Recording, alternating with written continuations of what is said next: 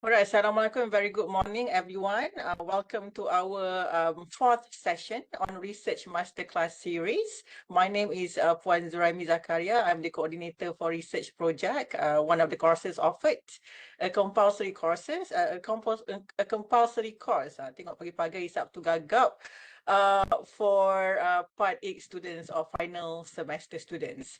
So in this particular session, we are going to focus on one very important topic, which is reviewing chapters 1, 2, 3, an essential part when you are writing your research report. And of course, also your research proposal. I have extended invitation for this workshop, not just to Part 8 students, but also to Part 5 and Part 7 students, in case if this session could be useful to them. Alright, we are in festive mood, semua orang nak beraya. Kalau lah kata dah dikorbankan lembu, I dah cicah-cicah rendang dengan lemang kat sebelah. Anyway, I do appreciate the attendance of all the students to today's session. This will not take long. And kita santai-santai sahaja. Alright. You can type in your questions via chat, or you can post your questions verbally to Dr. Fatin at the end of the reviewing of each chapter. Okay, and we are also going to upload this particular recording on the YouTube channel. So don't forget to, biasalah kena sebut bekas corporate kan. Don't forget to like and subscribe to EduTube Faculty of Education's YouTube channel. All right. So we are delighted to welcome Dr. Fatin Aliana Radzi to today's session.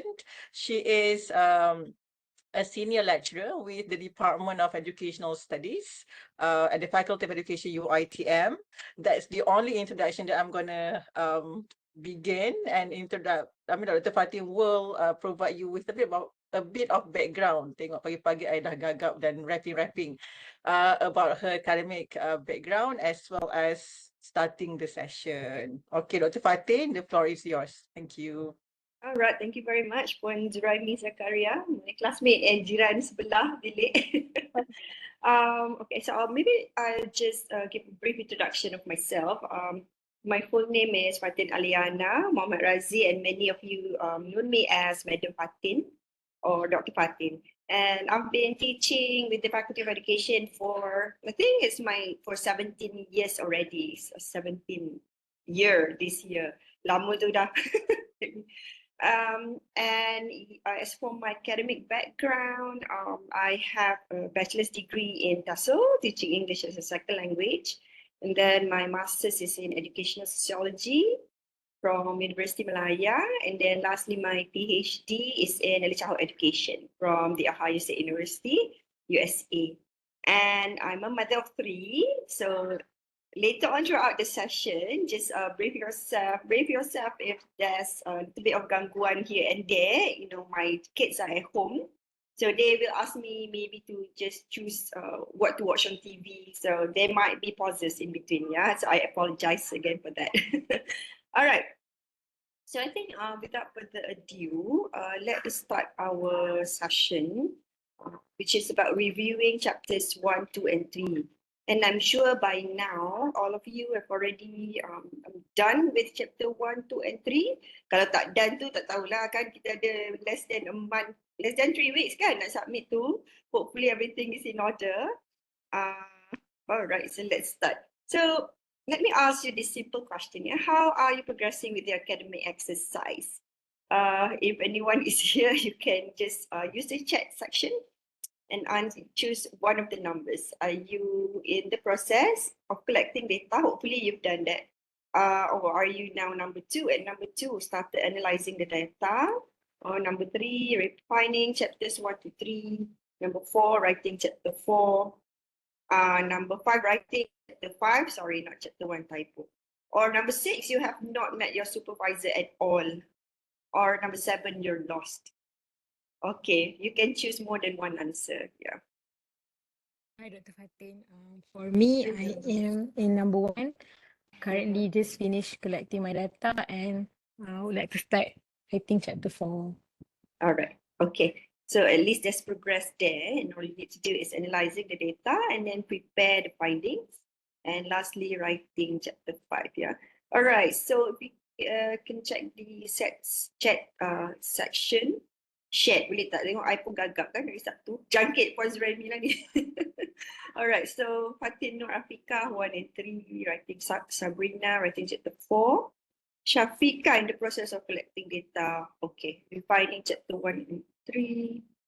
Farid, Ain, number 2, analyzing data, number 4. Okay, so I'm glad that the answers are only in between 1 to 4 and not 6 to 7. Yeah, if you are at 6 and 7, then I don't know what to do. You have to work fast. Yeah. Okay, done collecting data and writing chapter 4. Good, Farahisha. All right, so next, just a little bit of reminder, yeah. Of course, right now, many of you are in the process of refining chapter 1 and 2, and some are collecting data, some are preparing to write chapter 4. But, you know, if you're in all those process, please make sure that you stay in contact with your supervisors, yeah. It's very important as well. Should there be any issues later, at least you could tell us that, okay, I've contacted my supervisor and there's proof. Yeah. So contacting your supervisor doesn't mean that you have to go and meet them face to face. It can also be online, also via WhatsApp messages is also considered as a form of contact. Yeah.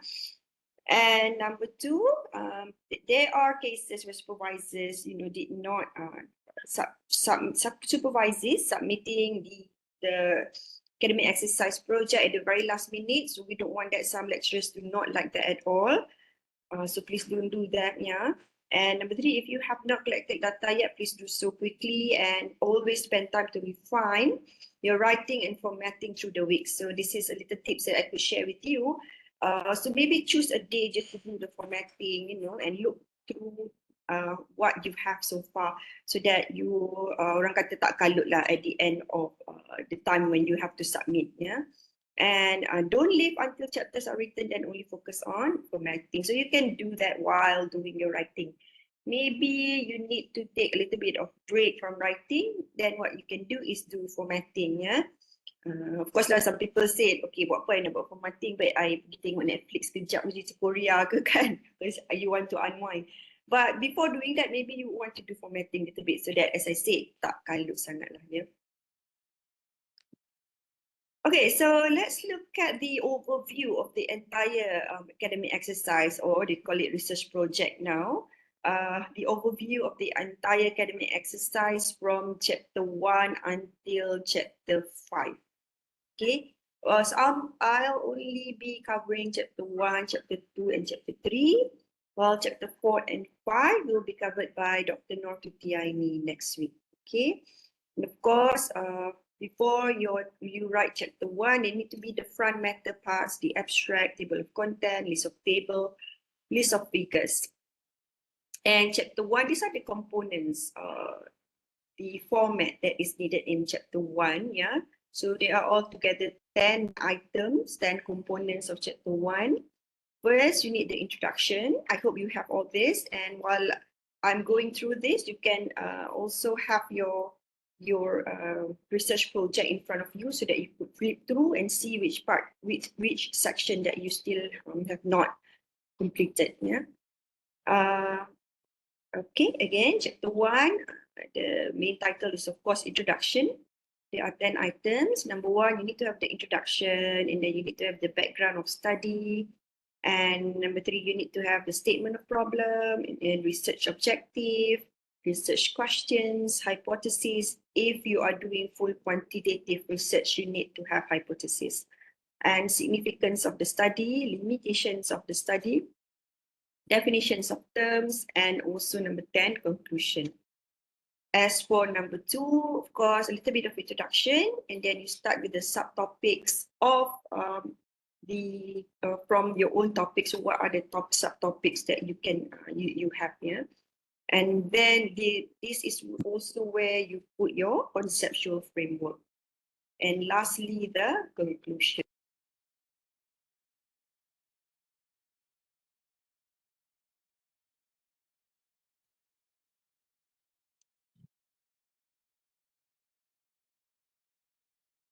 Sorry, doctor, but you are muted. Yes, you are muted, Fatin. Oh, okay, sorry. Patutlah macam syok sendiri je kan. Sekejap je. Alright. Was it at number 3? Chapter 3? Yeah.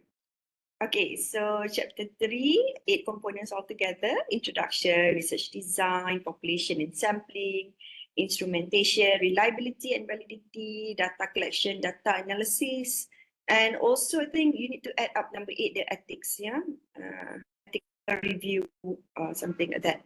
And then number 8, conclusion. So let's look through all this part one by one, yeah, so that I can also guide you what to put under each subtopics, yeah, and also under each chapter. All right, so let's begin with your title. I think this one I'm just going to go in past lah, because I'm sure by now you already got that, yeah. But make sure your title, there's a variable here, and then which is the main topic, yeah. What are the variables? Okay, this one macam nak tanya you soalan pula kan. So example of titles, you can be personal characteristics correlate to academic motivation among secondary school students. So make sure your title, there is a variety of variables that you are studying, as well as your sample, who are your samples. So like this, they are secondary school students. So always ensure that you have that. For example, also title number 3, communication strategy, use of high and low proficiency learners of English at Malaysian University. So this one, by reading this, you know that the researcher is researching on the strategies used in teaching proficiency, yeah, or testing proficiency among the Malaysian university students. Same goes number 2 and number 4. I don't think I would go through this, but I hope by now you are already clear of your title, yeah. But these are the examples. Should you require more examples to refine your title? Okay, so chapter 1, the introduction. This is the rubric, yeah, how we assess your chapter 1. So first, the introduction. These are the items that we look at. Whether you introduce the study well, whether you address what the study will entail, whether it contains all the major points that are actually covered in the document, and if you have used plenty of transitional words and sentences from one section to another, as well as subheadings which allow the reader to follow the writer's train of thoughts. So basically what we're looking at, kita nak tengok the flow of your writing, yeah, your write-up. Is there flow? For example, do you use transitional word like firstly, secondly, finally, yeah? And then we want also to look at whether you have a proper subheadings, so that when your reader read through your report, your readers won't be lost in the write-up. Yeah. So this one, for your introduction, the marks is only 2, and the pages is in between 3 to 4 pages. Yeah. And then background of the study. So this is where you make the reader understand what is the reason for you in conducting this research, and what leads you to this study. And this is where also you discuss the existing data on your topic, provides the context from which the study question emerged in the first place, and then give us a little bit of background of whether the background of the study itself. You can talk about the location. You can talk also about what makes you really interested in doing that, yeah. And then it is also where you put summary of the major findings in the field of interest that cites the most current findings in the subject area, and there should be a minimum of 2 to 3 citations to the literature per paragraph. And the paragraph must also be a summary of unresolved issues, conflicting findings, social concerns, or educational, national, or international issues, and lead to the next section, the statement of the problem. So this is like before you proceed with the statement of the problem, this is where you introduce the reader before transitioning them into the statement of the problem. So this one, the marks allocated is 2, while the pages is in between 1.5 pages. But mind you, there are also some supervisors. This one you have to get your supervisor's advice. Yeah, there are some supervisors who you sometimes just start the introduction section with the background of study. Can you do that? Yes, of course you can do it. But having said that, of course your background of study will be longer, not just 1.5 page. So it needs to be really concise to 3 to 4 pages, like that. If you start your chapter 1 with background of study. Okay. So next, we proceed with the problem of statement. And the marks is 2 here. And then, so what do you write here? What you identify as an issue with supporting data? What is the problem and how big is the problem? What do you know and don't know? What are you going to do about it and why? And describe how things should be working. Describe what is going wrong. This is where you put in the problem in simple terms. And then describe how you plan to tackle the problem and the exact gap in the knowledge. So this is the big, the gap, what is missing in that topic of interest. A gap is a knowledge, is the entire reason for the study. So you need to state it specifically and exactly. And also put maybe a few sentences of what will happen in future if you do not attend to this issue. Yeah. For example, let's say you are doing a study on visual arts. Yeah. So you found that in the literature it says that many Malaysians are lacking in visual thinking.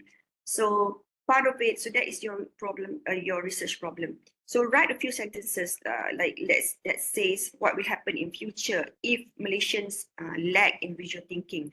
So perhaps you would write there, this is a big issue because in future, if Malaysians do not have proper training in visual arts, in future we will have many Malaysians who do not have visual thinking, that may not be good problem solver or something like that.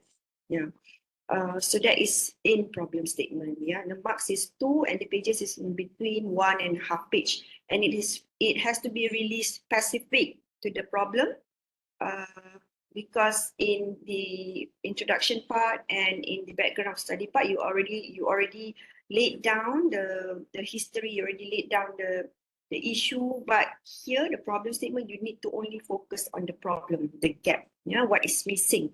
And as to why is this, there need to be a dire need to study. So that should be in the problem statement. And then next item, you would have your research objectives and research question and your hypothesis, if any. So research objectives should be in the form of statement. For example, to compare motivation level between gender. As for research question, of course, it has to be in the form of a question. For example, from the research objective here, you got this research question. Is there any significant difference in the motivation level between male and female students? Berak lah. Okay, so the marks allocated for here, for this part is 3, and the pages is half a page, depending on the number of RO and RQ that you have. Yeah. Gangguan nombor 1, berak pula. Okay, so let's look through the section in more detail. So of course, this is the numbering. 1.1, you have the introduction. 1.2, background of the study. 1.3, problem statement. 1.4, purpose of the study. Okay, these are the most important part in your research, because this is where you set the mood and the tone for your readers to understand what your research is about. So it's very important to have this really well written, as you want to guide your readers to understand your entire write-up. So in introduction, you introduce readers to the main focus of your study, which is normally the dependent variable. Write about what the study will entail, beginning with your main variables, followed by the independent variables. You can write about the importance of the variable or the current issue with the variable, and you can start from the global level in the first few paragraphs of your introduction section, and then you need to, as you write, as progress, you need to narrow it down to the Malaysian setting. Yeah. So next, the background of the study. This is where you will bring your readers to understand the current situation of your main variable. So what has been happening in that area, and then this is where also you cite existing data or reports. So if you have charts to prove, just to show your readers that there is an issue here, so this is where you put it in the background of the study. So what are the policies or what are the current situations of that problem? Yeah. So next is problem statement. So problem statement, again, as I said, this is where you have to be really specific of what is the issue here, what is the problem.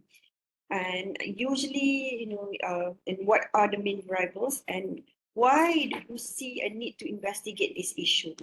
And you can write about gaps in knowledge, research, or theory. And a research problem is an area of concern or a gap in the existing knowledge that points to the need for further understanding and investigation. So this section, again, I'm stressing this, you need to really focus on only the problem. What's the problem here? What is it that needs to be studied? What is lacking that you need to study that? Yeah. And next is the purpose of study. Therefore, what do you hope to do in this study? Put a scope on your study by describing the target population and issue. And okay, and to be safe, so if you are a novice writer, a beginner, so please just copy and paste your research question there before you write this so that you can refer to it over and over again, and you have more ideas to elaborate with that research problem, with that research objective in front of you. Yeah. Okay. Jap, selingan makan tu. Yeah. Okay. Kita stairs.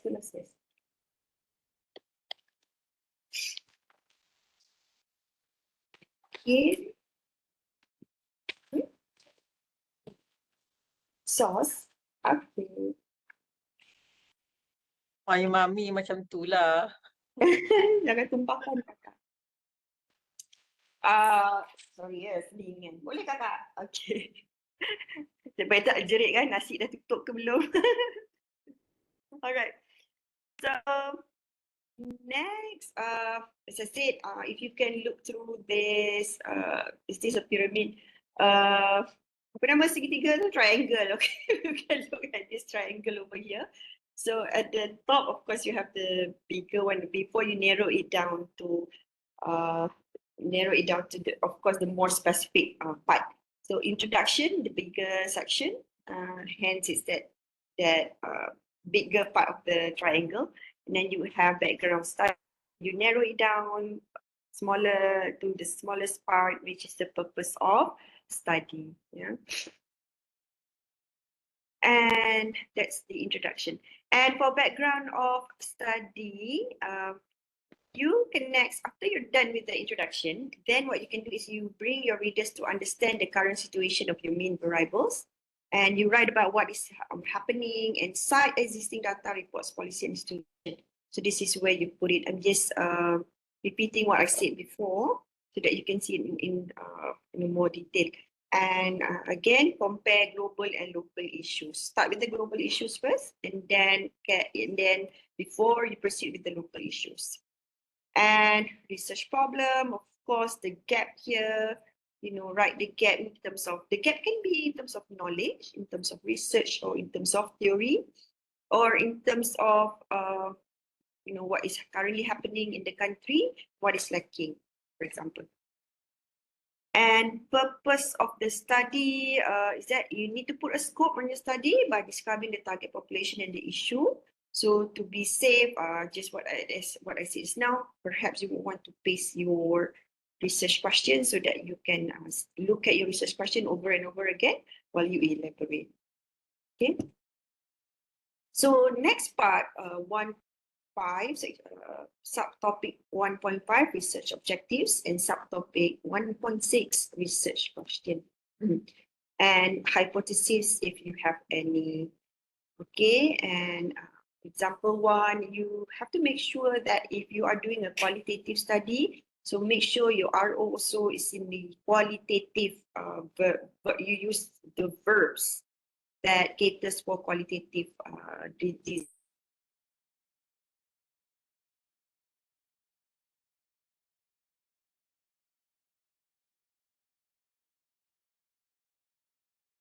Is it my internet connection or is it the speakers is this breaking up? Yes, Dr. is stuck. Okay, all right. yeah, to explain. Can you hear me? You were lost for a few seconds, but now you are here, so it's fine. Okay, I think my net connection there's an issue. Macam-macam lah hari ni. Okay. So number 3, this is an example of an RO for quantitative or inferential to compare motivation level between male and female secondary school students. And RQs, I think I would, and then your RQ, of course, it needs to be in the question form and your hypothesis, if there's any. Yeah. Okay, I hope you are clear with that and have discussed with your supervisors. I don't think also I need to go through this again because I'm sure by now, since you're already at data collection, you are clear of this. And more topics for chapter 1, you need to have the subtopics 1.5, the significance of the study. So what is the contribution of your study? So please have this in numbering. For example, number 1, it can contribute to the current policy, or number 2, it should also contribute to the society that you're serving now, for example, for students or for teachers, yeah, if you're doing your studies in a school.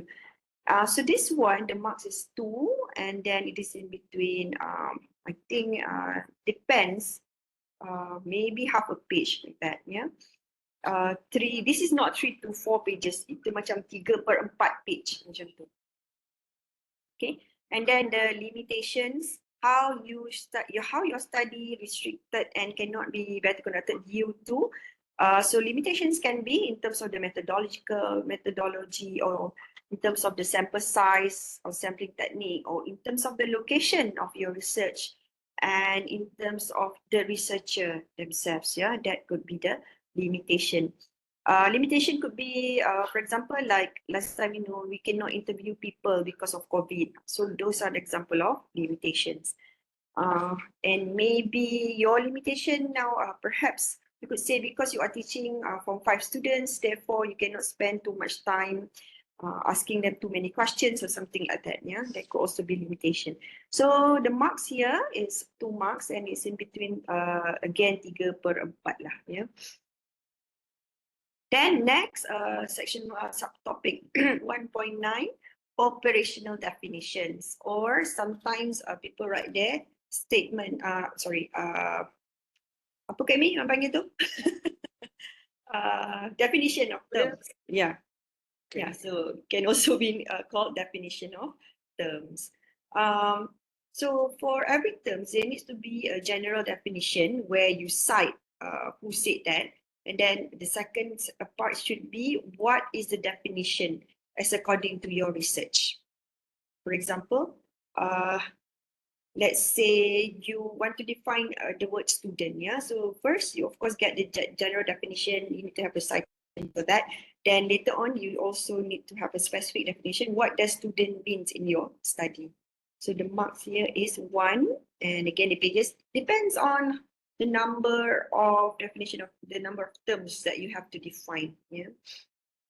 And lastly, subtopic 1.10, the conclusion. This is where you conclude the chapter and have a short summary of what have been discussed in the chapter, also to indicate that now you're done with chapter 1 and we're moving to the next chapter. So the mark here is 1. It's in between only half a page. Yeah. And the total pages for chapter 1 should be in the total marks is 15. The total number of pages should be in between 6 to 7, or in my case, usually I will tell my students I want it to be in between 7 to 10, like that. Yeah, depends. Any questions so far? So we're done with chapter 1. Dr. Fatin, Yes. I have a question. In the problem statement section, you said to mention the gap of our research, right? Yeah. What would be the gap if I say my research is about proficiency in English? The gap would be the things that have not been covered in that topic. What have not? So while you read in the process of reading through the literature, what have you find missing in that area? Anything, Hanis?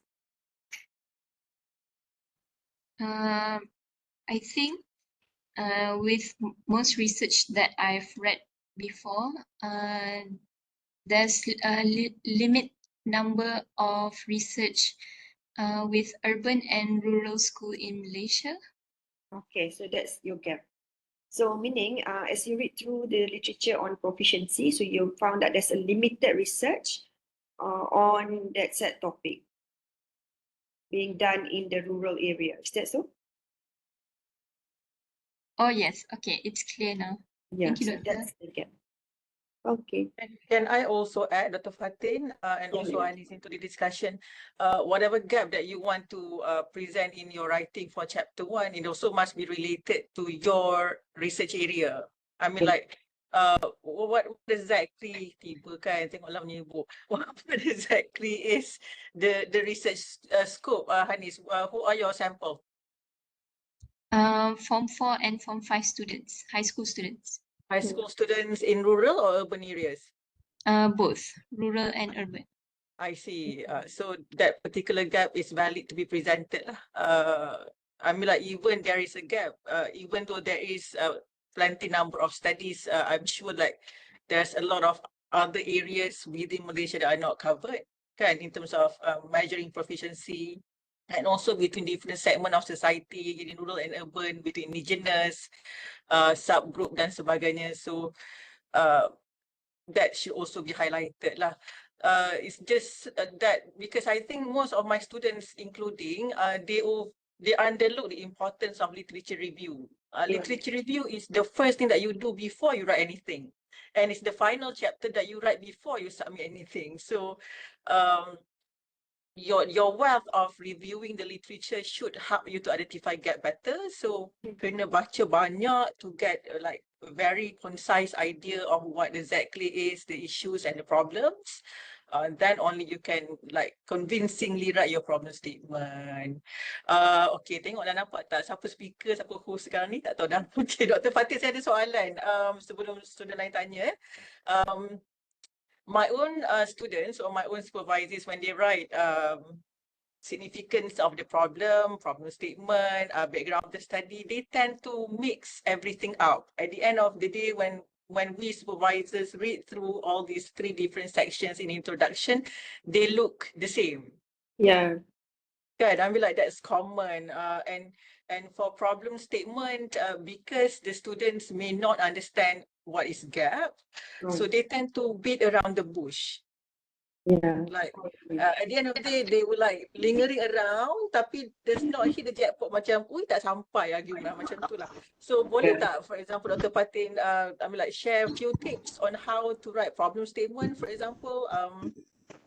Maybe you want to give like one example of research gap.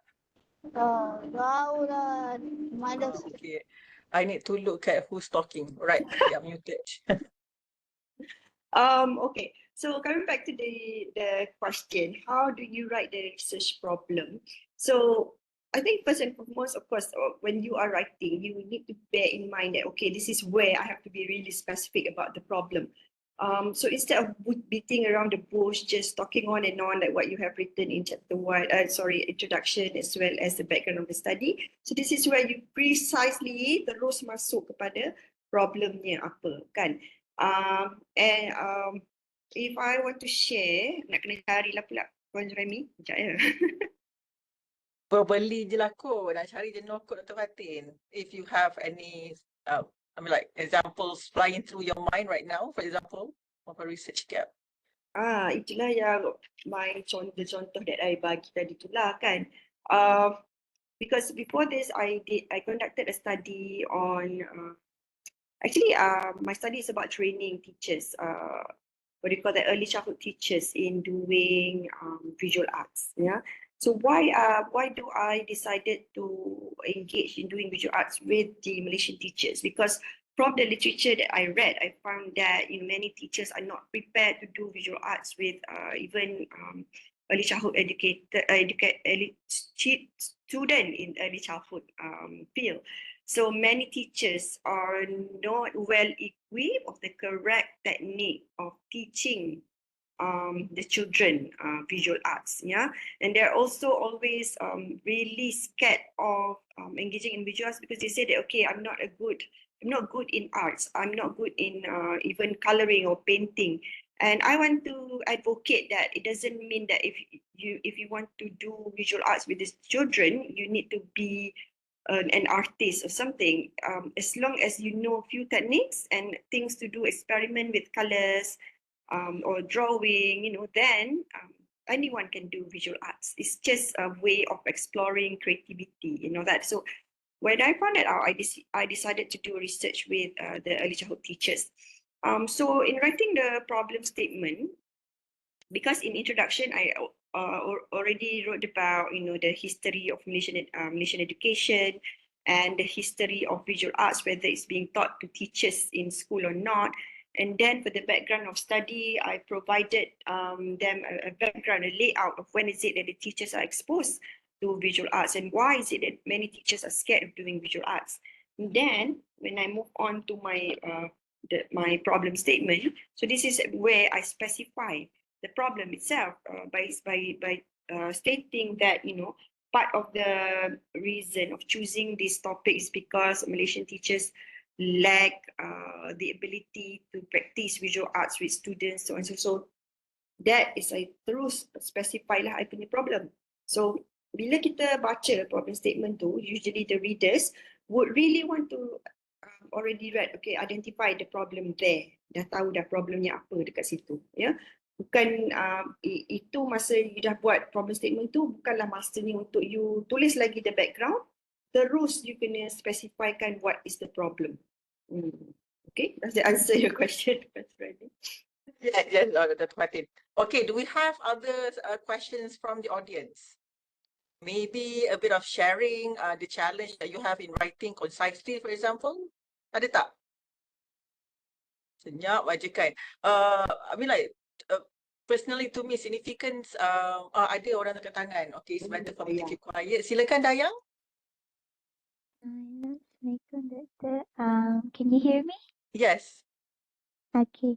I'm actually confused on the purpose of the study and the significance.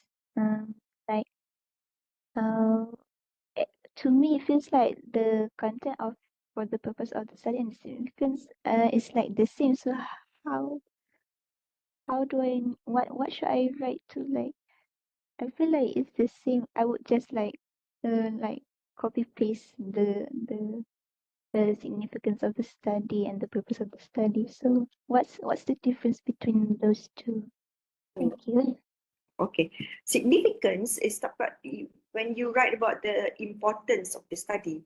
So meaning my study is going to be, this study is very significant because it will benefit maybe the students, the teachers, the policymakers, or the curriculum developers. So those are the significant, kepentingan your study.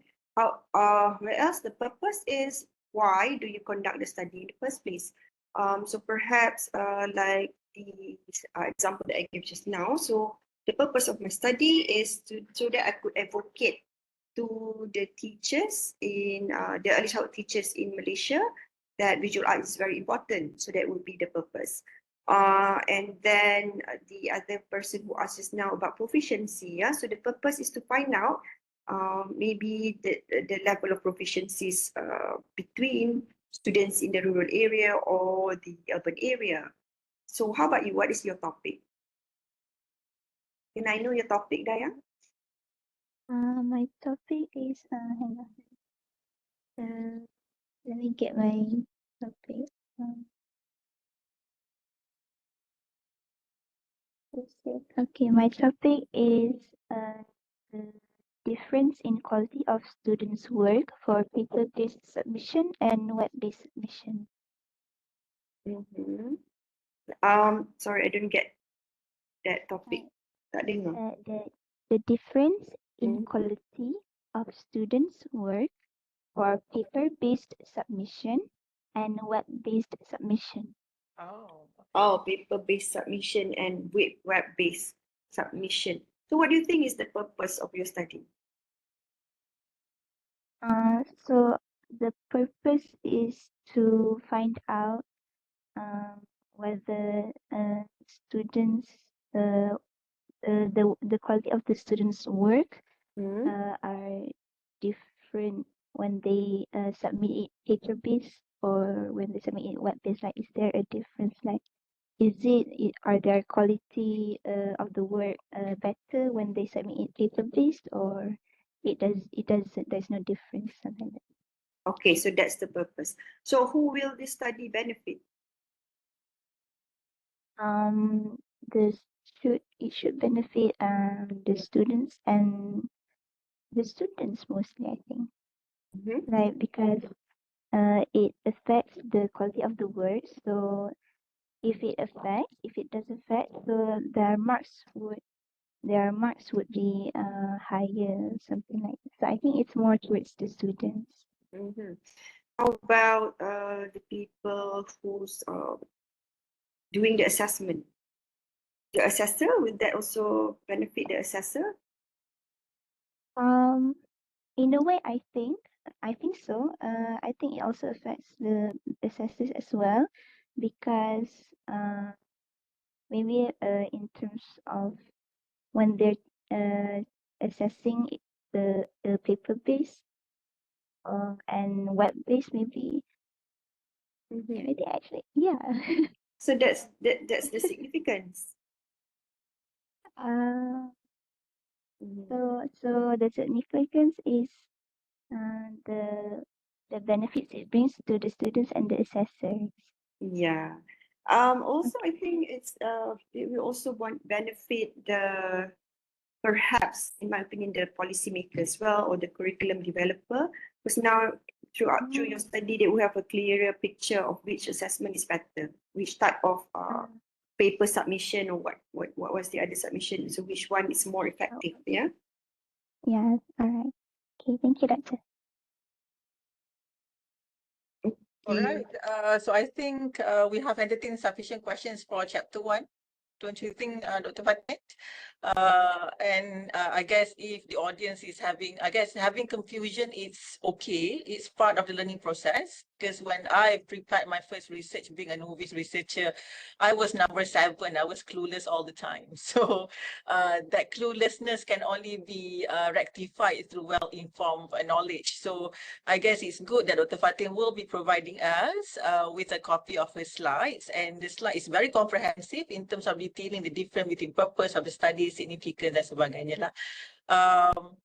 Ke Dr. Fatin nak entertain another questions? Or shall we move to chapter 2?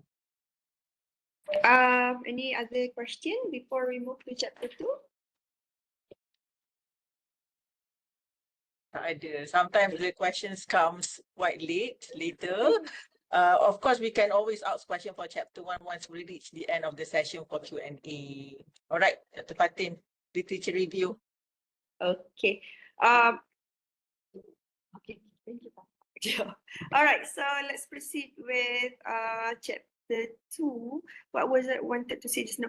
Oh yeah, I think it's common to feel lost, in doing your research, especially if you're a novice researcher. This is when communication with your supervisor is very important. Just to voice out what you're lost and which area that you need help with. So always keep in touch with your supervisors, inshallah. Okay, so let's proceed with chapter 2, the literature review. So over here on the right side, sorry, I confused left and right. So the right side, where you can see all the marks allocated for these sections. So subtopics, for introduction, how you introduce the topic. So this is where we have 1 mark for that. So it's between half a page. And then you have general issues where you write general issues of the research topic. You start with the introduction, usually with the dependent variable first. So the marks here is 3. The pages is in between 2 to 3. Next is your theoretical background, where this is a framework of theories and concepts which you apply to the empirical material generated in your research to retain, revise, or reject. Basically, this is where you synthesize all the previous research that you have. So the marks here is 2, and it's in between 1.5 to 2 pages. Then, and then this next subtopic is where the subtopic for your RQ1 is, or your variable. So this is where you write the past studies and issues related to RQ1. So the marks here is 2, and the pages is in between 1.5 and 2. Yeah, these are approximate. If you have more, then that's fine. Then RQ2 can be your subtopic number 2, or can also be your variable number 2. So this is where you write the past studies and issues related to RQ2. So it's the same marks, 2 marks, in between 1.5 page to 2 pages. And then RQ3, usually for research for degree level, the students would typically have 3 questions. Yeah. So for RQ3, it's the same thing. You write the subtopic for the RQ, and then you write the past studies and issues related to the RQ. So again, the marks here is 2, and it's in between 1.5 to 2 pages. And after you're done with all the subtopics for your research questions, then you would write the conceptual framework as the next subtopic. So a conceptual framework is a graphic to illustrate your variables and research design. And then you need to have an explanation of the graphic. So what does it mean that? So when you have all the variables, so what are the variables that you use in your study, and what are the theories that you use in your study? You combine them all together and then produce what we call a graphic of that. Yeah. Then when you have that graphic, you need to have an explanation of the graphic underneath it. So this is 2 marks, and it's between half a page, not inclusive of the graphics, just the explanation should be half a page. And the last subsection would be the conclusion, where you conclude the entire chapter and you summarize what you've done for the chapter. And this is 1 mark, and it's in between half a page as well.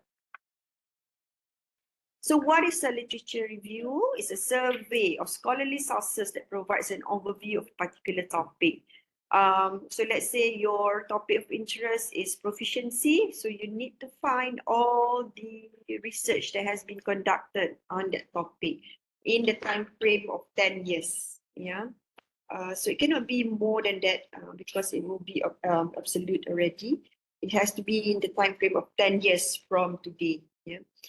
And then in literature review are a collection of the most relevant and significant publication regarding the topic in order to provide a comprehensive look at what has been said on the topic and by whom, what have been done, what has been said, and also what's lacking on that topic. So what is the purpose? The purpose is that, the background music. Kenapa tak main kat bawah kakak? So the purpose is supposed to provide you as a researcher a clearer picture of what has been conducted on that topic and what is it that's lacking or limitedly researched on that topic. Yeah, so that those limits and those lacking of things to research, those are your gap. So by reading as extensive literature reviews that you put, from there you can always identify what's the issue here, what have not been studied, and what needs to be studied further. Yeah. So in short, a literature review shows readers where the review is entering the academic conversation on a particular topic in context of existing scholarship. So that's why you need to read the existing scholarship, so you to identify what are the areas that has limited or scarce research, or maybe no research at all. So tips to organize your chapter 2. So the basic components of a literature review include a description of the source, a summary of the source main points, an evaluation of the source contribution to the topic, and a discussion of gaps in research. So in general, you need to have the introduction and then the general issues, the theoretical background. Subtopic number 1 should be from your RQ1, and then subtopic for RQ2, and next subtopic for RQ3. Then you would have the conceptual framework and then conclusion. So how do you write the subtopic for RQ1? So let's say your topic is about your RQ. What are teachers' perception on the level of parental involvement in primary schools? So your RQ1 can be, the subtopic can be maybe about teachers' perception. And then next about, after that, I punya question, the level of Parental involvement. parental involvement. Okay. So then your the other subtopic from RQ1 can also be the level of parental involvement, types of parental involvements. So those can be your subtopics from RQ1. Okay. Get it?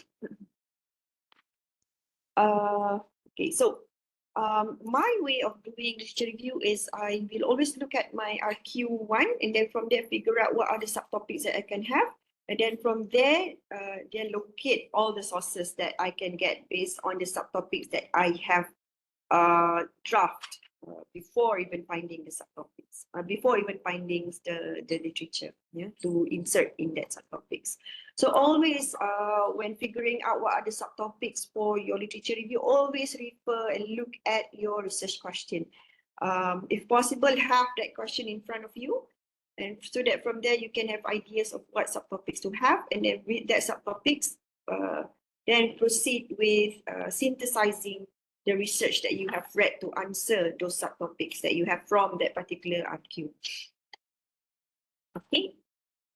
So next, let's look at the conceptual framework, which also needs to be written in chapter 2. So what is conceptual framework is the researcher's understanding of how the particular variables in his study connect with each other. Thus, it identifies the variables required in the research investigation. So this is also what we can say, the researcher's map to the entire study. And conceptual framework, when you have that, it's advisable that you put it in the graphic form so that your readers can see the entire, what we say again, the map of your study. And under the graphic, after you have that graphic, then write a few paragraphs to explain the graphic, because when you have a graphic without an explanation, then people might get lost as how does it actually works. So under the graphic, write a few paragraphs to describe the figure and explain the connections among the variables. So I'm sure in your graphic you have arrow here, arrow there, arrow up above. So that's why you need the explanation so that people won't get lost in those arrows. And you need to be explicit in saying that which variable connects to which variable and which theory connects to the other variable. So this is the, if I may share, step-by-step guide on how to make the conceptual framework. First, choose your topic, decide on what will be your research topic, and the topic should be within your area of specialization. Once you have the topic, then you do a literature review, read as many journals, as many articles that you can, and then from there, you can isolate the important variables and come out with what we call the graphic just now. Identify the specific variables described in the literature and figure out how these are related. Some abstracts contain the variable and the salient findings, thus may serve the purpose. If they are not available, find the research paper summary, and if the variables are not explicit in the summary, get back to the methodology or the results and discussion section and quickly identify the variables of the study and the significant findings. So it involves a lot of process, but what I usually do is, as I read through all those journal articles that I have, that is when I start already to identify, okay, what is the theory used in this research article? What are the variables used? So from there, the keywords, we can set aside the keywords already. And then after we're done reading as much research papers as possible, or books or any other primary sources as possible, that is when we can look back at all the words, the keywords that we have, and from there figure out what can be combined, what our research is heading, by also looking at our RQ. So where is it heading? So from there, again, the keywords, our RQ, and from there start figuring out what the conceptual framework should look like. Yeah. Then lastly, the last step, generate the conceptual framework. Build your conceptual framework using your mix of the variables from the scientific articles you have read, and your problem statement serves as a reference in constructing the conceptual framework.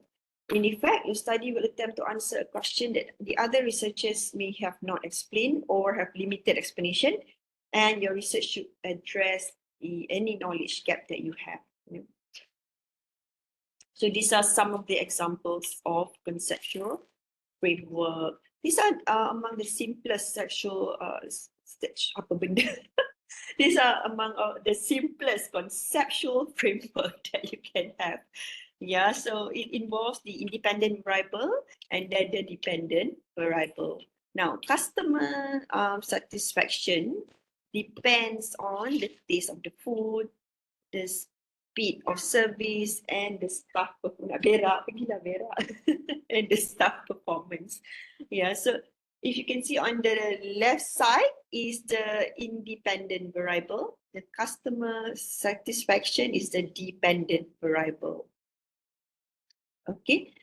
And then you could have the second example under here, the independent variable and dependent variable that later on will contribute to the manual for application in basic secondary school.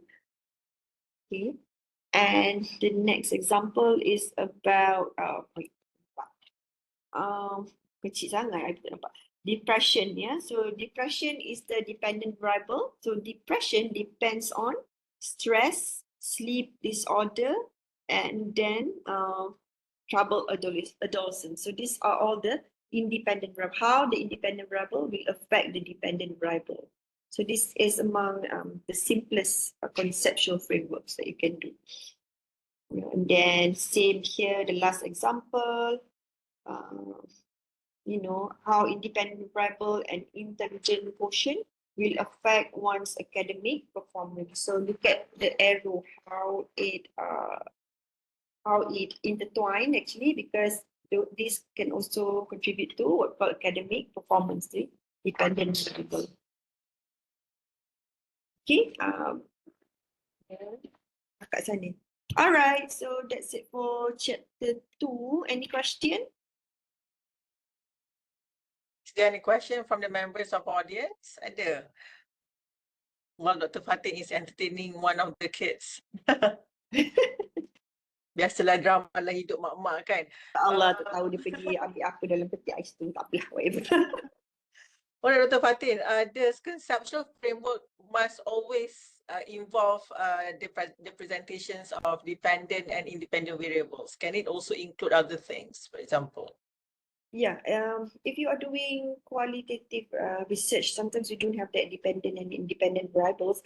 So it can always be what are the constructs that you're looking into in your study.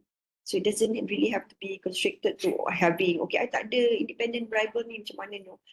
It depends on what you're looking into and what will it affect then. Like if you're doing a qualitative study, so usually you would say your conceptual framework would have the theories that you are looking into, and what are the again variables that you are studying in. So it doesn't really have, the graphic doesn't have to be one side independent variable, the other side is dependent variable. Depends on the research design that you have. Okay, I lah student kali ni, bila I tanya soalan, does it always have to be conceptual framework? Can we have, okay, we have question from Nur Ain. Tak apa, I baca soalan Nur Ain dulu ya. Okay, I have missed the question. Let me open up my chat. Okay, mana nak buka chat ni? Okay, tak apa, dia ada tu apa, balloon dialogue tu. Do we have to adapt to an existing theory for the conceptual framework, or it actually doesn't matter as long as you know how to present your variables?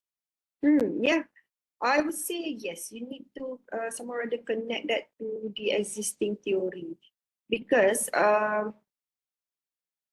when we do our study, usually we will have a theory that we want to refer to, unless if you're doing a grounded theory, then you are coming up with your new theory. But even by having said that, still if you're doing grounded theory, you still have to look at existing theory. So I would say that yes, you need to find existing theory and relate it to your variable somehow.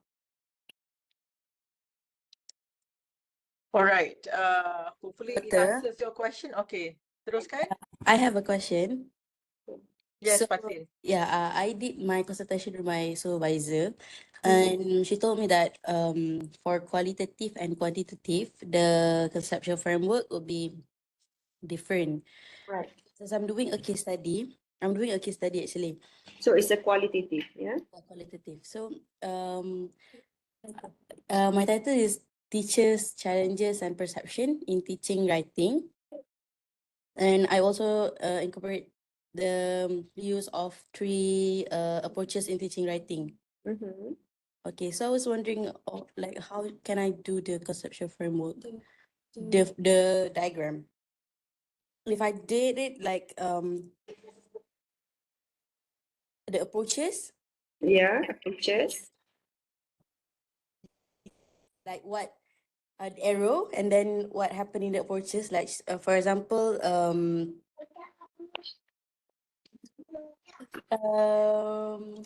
it's scaffolding, and then collaboration, then another arrow at the end, improve writing. So is that like correct? The correct way of doing conceptual framework? Yeah, so you have approaches and then the effect of the approaches to the variable, correct? Yeah. Mm-hmm. And then the next arrow. No, the one in the middle is um like the things done in the approaches Mm-hmm. that leads to improve writing. Yeah, I think that should be okay. Oh, so that is correct. I can do it like that. I can do it that way. Yeah. Oh, okay. All right. Thank you, doctor. Wait, hang on. Just give me 1 minute to show you another diagram for quantitative. Yeah.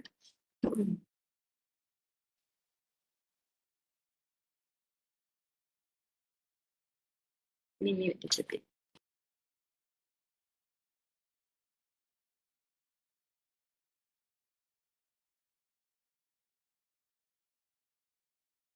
Alright, I don't know if you can see this or not. Nampak tak? Puan Jeremy? Tak nampak, doktor. Okay, can you see now?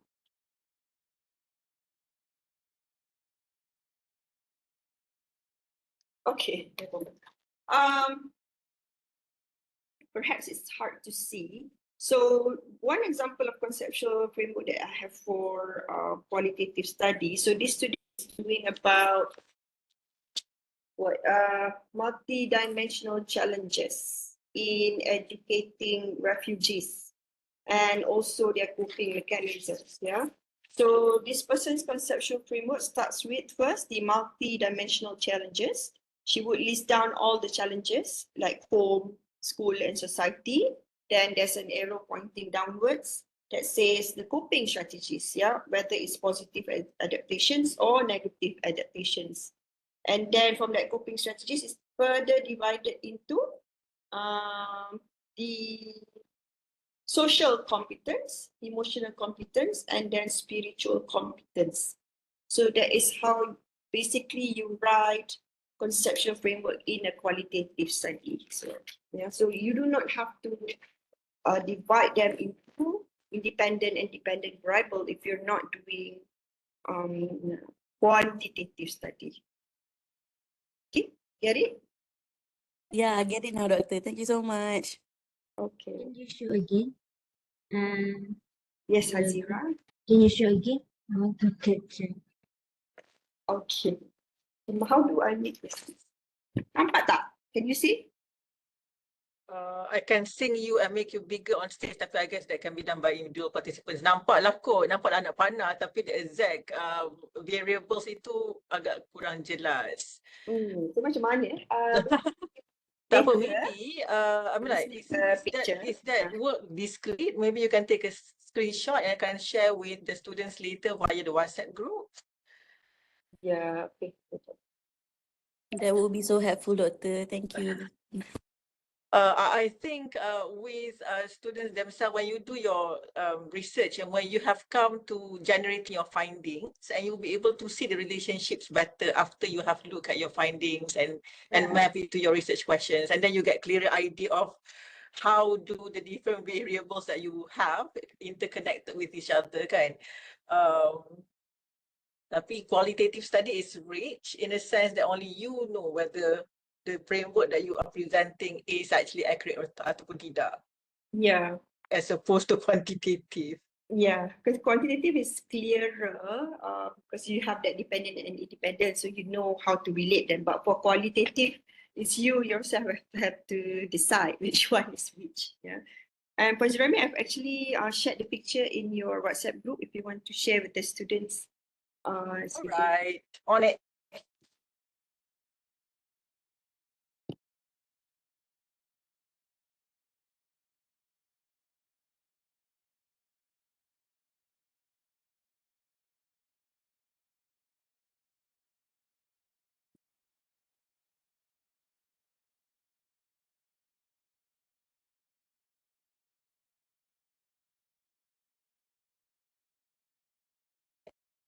I've only shared with two WhatsApp groups for part 7 and part 8. For part 5, we do have part 5 students here in this WebEx room as well. I see. I'll communicate the information today, whatever documents I have, via Dr. Hamima, the resource person for Introduction to Research Method. Okay. Walaupun canggih, we cannot share pictures dekat chat tu kan? Oh, nak I share picture ke yang for that particular thing that you have shown tu? Nak ke? Can we share picture on the chat section? Boleh. Sure, no Oh. problem. Sekejap nak. Mana tu? Wah, hebat you.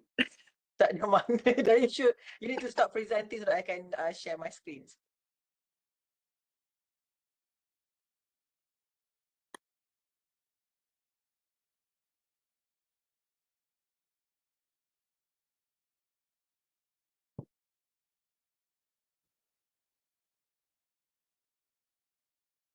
Okay.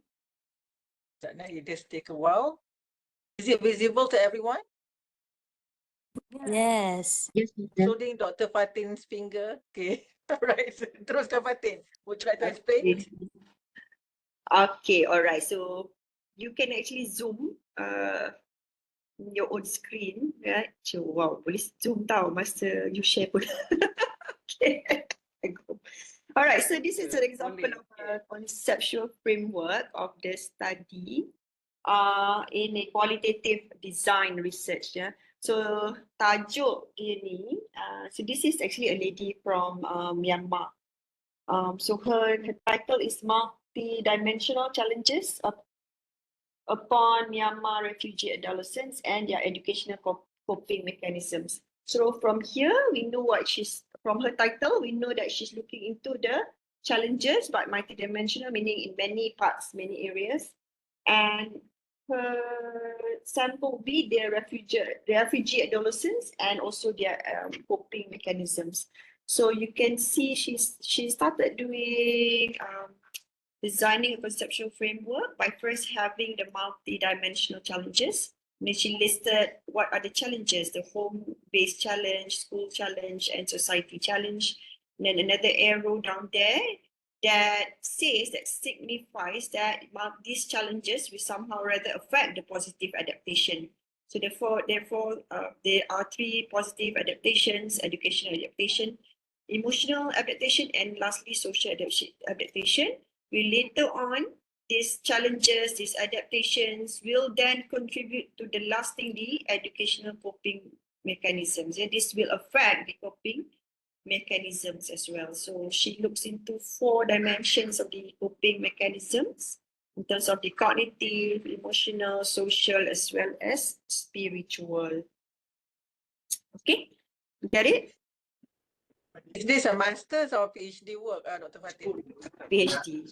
Okay, so this is PhD level. Of course, yours is not as That's as it. complex, multifaceted. Yeah. So it's okay if yours is somewhat simpler. Yes. Okay, clear? All right. So I do have a question. I lah peserta paling terbaik pada hari ini. Menyebutkan sini kan. What's the significance of keeping our reviewed literature to not older than 10 years? Why does it have to be recent? Okay, Dr. Fatin is muted. Dr. Fatin, sekejap. Okay, yeah, can you Right. hear me? Selalu memihitkan diri sendiri. Okay, so it has to be recent because research is always evolving, and of course sometimes new research will produce new findings as well. So that's why if it is more than 10 years, perhaps there's new research that's already debunked that research that was before. Hence, that's why we need to have the recent research in the proximity of 10 years. But if it's like a classic research, like classical theory that's already been accepted, like Vygotsky's theory or Piaget, then that one you can use as you can use more than 10 years for that reference. But mind you, there's also another theory that actually was already accepted, but then there's someone actually did another research based on that theory, and they come up with a new theory. Yeah, I think it was it Goldberg? I'm not sure. I forgot. But this person, he conducted a study on the moral reasoning among youth, and so that particular theory has already been accepted by the world of psychologists. But later on, they discovered that, okay, the first theory is only being conducted to male. So now they're coming out with new theory for the female students pula. So macam tu. So that's why we need to have a recent literature, because sometimes the old literatures may be people who have new study that new findings based on the literature, the old literature before. Okay. All right, thank you. Do we have any questions from the audience pertaining to chapter 2 or literature review? Ada tak?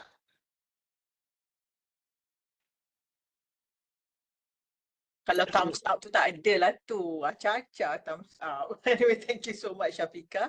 All right, if there is no questions, Dr. Fatin, would you like to take like a 5 minutes breather for yourself? Because you are the one who have been talking.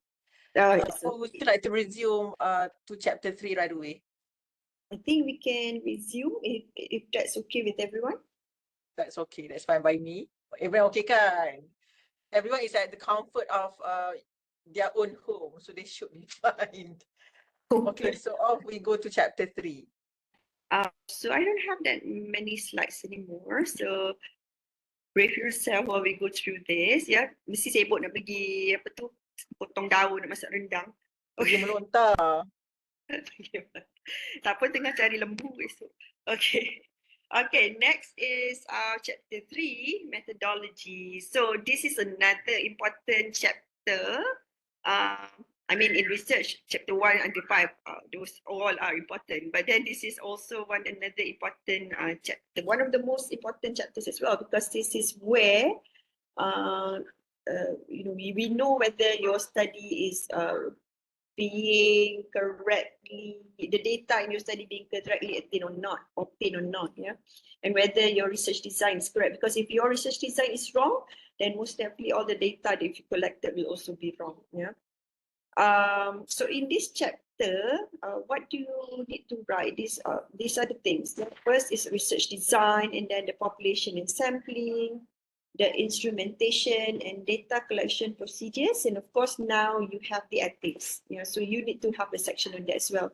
And lastly, your data analysis methods. Yeah, but as for the data analysis reports, those are to be written in chapter 4. This is just basically about how you are planning to analyze your data. Okay, so let's look at the structure, the subsections. 3.1, you would have the introduction where you introduce the chapter, so in between half a page. Subsections 3.2, where you have your research design. So it's either a qualitative research or a quantitative research or a mixed method approach. Or other specific design if you have. Yeah, now we have many designs, but I think for degree level, usually your supervisors will only ask whether qualitative, quantitative, or mixed approach, right?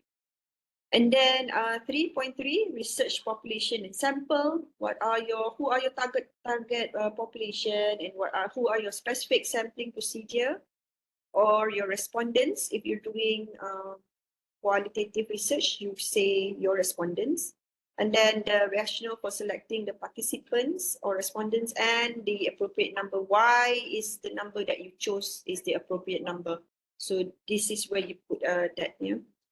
And then 3.4, the instrumentation. Describe your instruments. Whether what kind of instruments are you using? Are you using questionnaire or using observation checklist or artifacts? Yeah, do you adopt or do you adapt your instruments?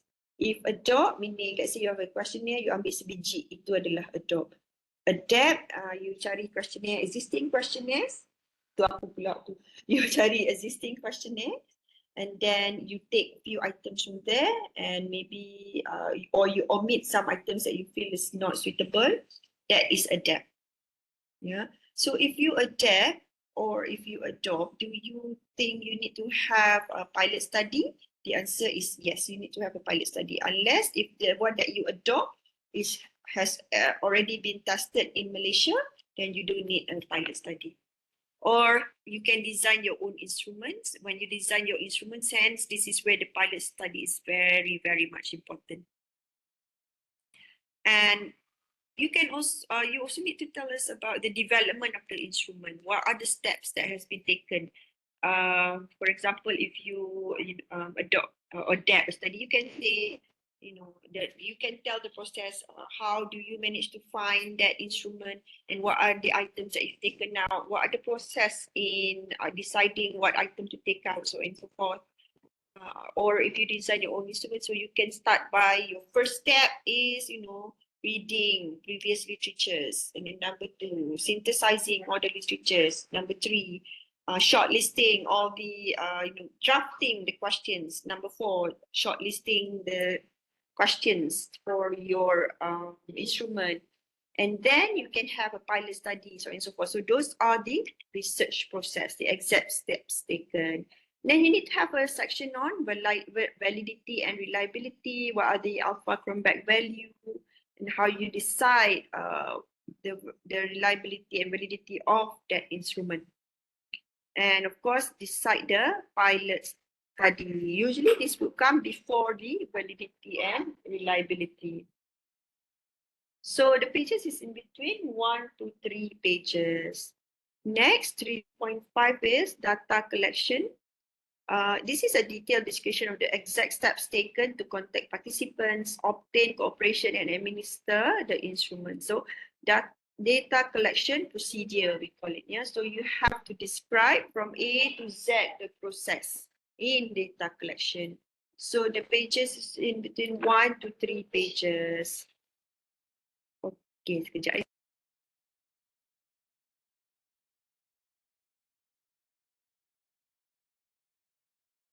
Okay, berlaku sedikit konflik kat sini, berebut remote lah. Alright, next is data analysis. So this is your plan in how to analyze the data. So how is the data analyzed? So it's not enough just by saying the data collected will be analyzed through the SPSS version berapa sekarang 13. So you need to also describe what are the process that will entail you in putting in your analysis in that aspect as software. Okay, so next you will have the ethics. You need to explain whether the participants that you have are voluntarily participating and whether you have distributed the informed consent form before they embark on the study.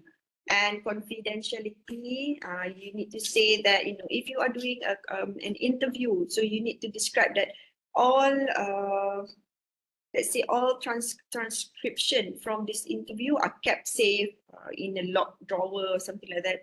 Or you can say all the recordings are kept safe in an encrypted password encrypted software or something like that. Yeah. Or you could say that you use already a pseudonym for all the participants that you've interviewed. Yeah. So those are under ethics and also under anonymity. Yeah. And lastly, section 3.8, the subtopic, you need to have the conclusion where you conclude the chapter, the entire chapter, summarize what you have done in the chapter, and lastly, also to signal that we're moving on to the next chapter, which is chapter 4. Okay. So the introduction for this chapter, so this section is simply a short paragraph to introduce readers to the content of chapter 3. Normally I would have like 1 to 2 paragraphs for that as well. And how do you write this section? You can paraphrase your paraphrase your objectives to remind readers of the purpose of the study. Then continue with a summary of the various sections that you will explain to the readers. Yeah. So paraphrase, or usually, or you can always you know, just repeat your research questions and objectives there. It doesn't mean that you need to paraphrase. No, you can have the exact questions just to remind your readers what are you going to cover for your study, just as for reminder. Next, you have your 3.2 research design. Is it a qualitative or quantitative, or is it a mixed method design? So you need to be precise and concise and explicit in explaining what research design that you're using. For example, if you are embarking on a quantitative research study, therefore, first state your design and define your design with citation. And so the reason why is this design is the most suitable for your study, and perhaps you would want to put a little bit of the advantages and disadvantages. And these are, of course, the examples of research under quantitative study. You would have descriptive research. So usually when you have use questionnaire and to describe why some phenomenon happens, so that one is a descriptive research, yeah, descriptive research study. So it is used to obtain information concerning the current status of the phenomena and to describe what exists with respect to variables or conditions in a situation. Next, research design is experimental. So this is like you're doing an experiment. You would have 2 groups to see whether, you know, okay. Kenapa dah thank you? Okay. All right. So again, experimentalism, you would have 2 groups. One is the control group. One is the experimental group. Yeah, when you put the test in there, and you will have to compare. So that's experimental. Then you would have quasi-experimental, which aim to demonstrate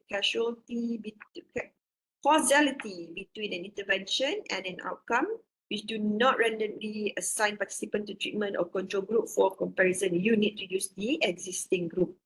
Next is correlational research, where a researcher seeks to understand what kind of relationship naturally occurring that have with one another. In simple terms, correlational research seeks to figure out if there are more variables are related and in what. So you want to see the correlation, whether there's a connection or not. Next is causal comparative. Again, you want to compare something so that causes something to happen. So this is where you seek to find the relationship between the independent variable and dependent variable after an action or event has already occurred by comparing 2 or more groups. So next is the research design for qualitative. It's the same thing, state the design, define the design with citation, and then the reasoning behind why is this design the most suitable for your study, and what are the advantages of using this design, and what are the disadvantages, if any. And qualitative research can be, these are just the example because we have more than this actually, and there are new methods in qualitative research coming up as we speak as well. And one method that is not here, if I can say, is self-study, which I did self-study method, but never mind. We go through this only all the 6 years. So first, phenomenology, where you want to describe phenomena that happen. For example, the phenomenon of, why there are more immigrants now in Malaysia, for example. So that's the phenomenon there. And usually you would collect the data through qualitative research entails doing an extensive interview and discussion, and usually observation, or maybe the collection of artifacts, like, for example, their test results, or if you're doing on visual arts, you want to collect the students' artwork or something. And then we have grounded theory. This is where if you're a social scientist and you want to come up with a new theory, so this is the method that you would use, grounded theory, where a researcher sets out to discover or construct theory from data, systematically obtained and analyzed using comparative analysis. Next, we have case study. Case study investigates the phenomenon within its real-life context based on an in-depth investigation of a single individual, group, or event. I believe that someone did this, case studies, one of the parah, I think. Then you have ethnographic research, where, of course, this entails you in investigating the entire life of your respondents, for example, and illuminative account of social life and culture in a particular social system based on multiple detailed observations of what people actually do in the social setting being observed. Ethnographers may use both qualitative and quantitative research methods. Although quantitative research methods can also be used. Let's say, for example, you want to use a checklist or you want to use a questionnaire. Yes, you may do so, but do you call it as a mixed method? No, it is still a qualitative research methods, because this quantitative is only trying to support the findings that you got from the qualitative instruments. Then we will have mixed methods, in which the type of research in which a researcher or team of researchers combines elements of qualitative and quantitative research approaches. And lastly, we have action research. This can also be both either, this can also be what we call mixed method research design. So when you do an action research, of course, there's a spiral where you have to repeat the research until there is a result, a positive result that is gained from the problem that you are studying. Okay, so that's what we call a spiral, where you have to, a cycle where you have to end with a result for an action research. So how do you write this section? So first, of course, first restate the main objective of your study and establish the most suitable research design used. And you need to define the research design. Cite from 2 to 3 sources, of course, as a reasoning or justification as to why the research design that you use is the most suitable. And you need to paraphrase the definition of the research design by integrating your variables into it so as to emphasize the suitability of the design. What does it mean is that you can use existing design, but you need to, of course, insert the terms that you use for your own research in the existing design.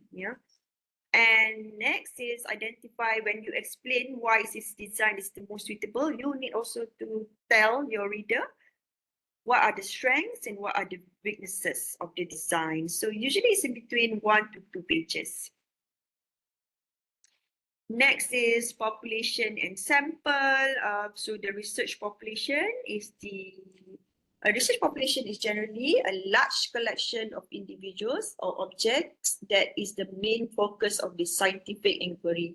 Also known as a well-defined collection of individuals or objects known to have similar characteristics. Can be general, but not too wide. For example, if you are doing research on Form 4 students, Form 4 daily secondary school students, or if you're conducting a study in academia or lecturers in a public university, or science trainee teachers in the public universities, or final year students in sports education program, or Form 1 art students attending private schools in Shah Alam. So this is the population, the big pool of people that you're going to choose later on as your sample.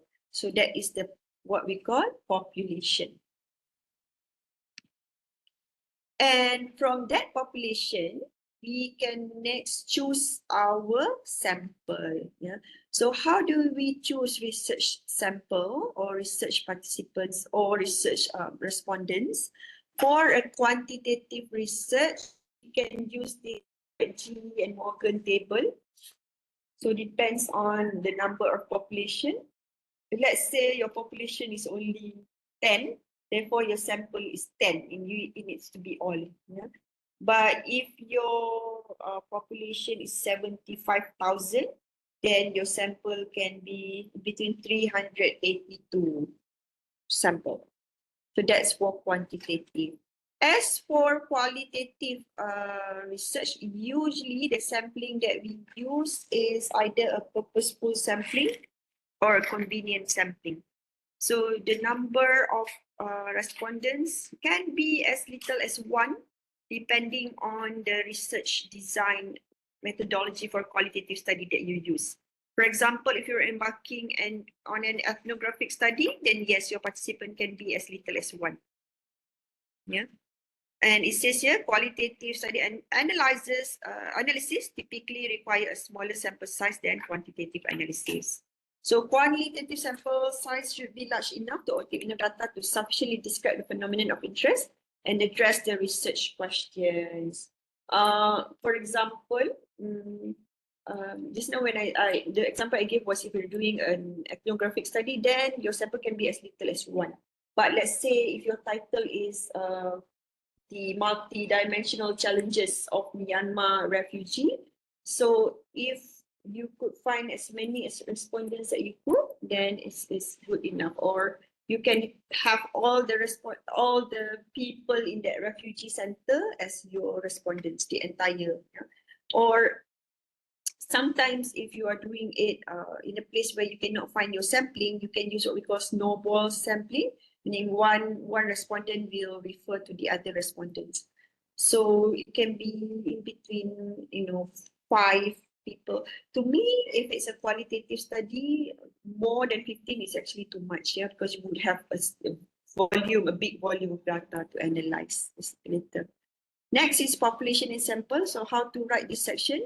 You can describe the group of your research or target population. Why did you choose this population? And justify or explain your rationale in relation to your research objective. If you have statistics about the actual number, then it will be good to state. Okay, so these are the sampling techniques for your population and sampling. So in this section, you will need to explain how you choose the participants. As first you would explain how did you choose this population, and then from that population, how do you narrow it down to the sample?